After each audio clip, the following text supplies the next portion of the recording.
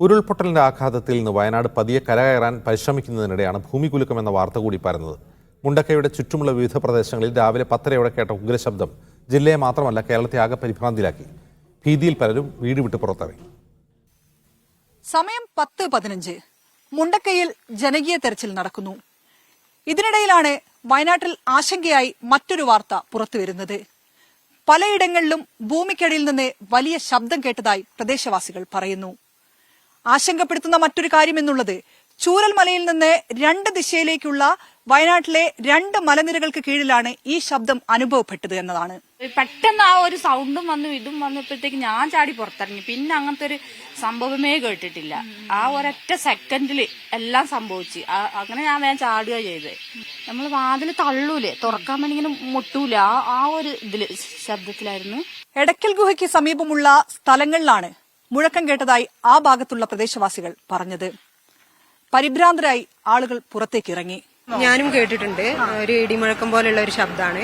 അത് കഴിഞ്ഞ് ഒരു 10 മിനിറ്റ് കഴിഞ്ഞപ്പോൾ വാർഡിലുള്ള ആളുകളെ വിളിക്കാൻ തുടങ്ങി. അവര് പറഞ്ഞ് ഞങ്ങൾക്ക് ജെർക്കിംഗ് ആയിട്ട് അനുഭവപ്പെട്ടു, പാത്രങ്ങളൊക്കെ വീഴുന്നുണ്ട് എന്ന് പറഞ്ഞ്. വൈത്തിരി താലൂക്കിലെ സുഗന്ധഗിരി, അച്ചൂരാൻ വില്ലേജുകളിലെ പല സ്ഥലങ്ങളിലും സമാനമായ രീതിയിലുള്ള ശബ്ദം കേട്ടു.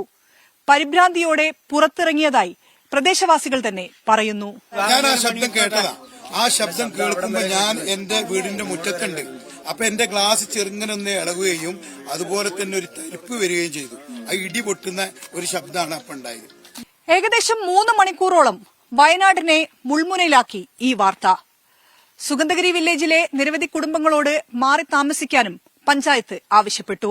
ഫോറസ്റ്റിന്റെ ഒരു ഡ്രോൺ പരിശോധനയും നമ്മളിവിടെ ഫോറസ്റ്റ് നടത്തിയിട്ടുണ്ട്. അപ്പോൾ മുകളിലെ ഭാഗങ്ങൾ എന്തെങ്കിലും സംഭവിച്ചിട്ടുണ്ടോ എന്നുള്ളതാണ്. അതിലും ഒന്നും നമുക്ക് കണ്ടെത്താൻ പറ്റിയിട്ടില്ല. പക്ഷേ ഈ ശബ്ദമുണ്ടായി എന്നുള്ളത് യാഥാർത്ഥ്യമാണ്, ആളുകൾ കേട്ടതാണ്. പക്ഷെ അതെന്താണ് അതിന്റെ കാരണം എന്നുള്ളത് വളരെ പെട്ടെന്ന് നമുക്കറിയില്ല. ഇതിനൊപ്പം തന്നെയാണ് കോഴിക്കോട്, മലപ്പുറം ജില്ലകളിലും വയനാടിന് സമാനമായ ശബ്ദം കേട്ടതായുള്ള വാർത്തകൾ വരുന്നത്. ഭയങ്കരമായിട്ട് ജനലൊക്കെ ഒന്ന് കുടുങ്ങി ഒരു കിലി ശബ്ദം ഉണ്ടാക്കി. അത് ഇച്ചിരി നേരം നിന്നു, കഴിഞ്ഞ പരിപാടി, അത്രേ ഉള്ളൂ.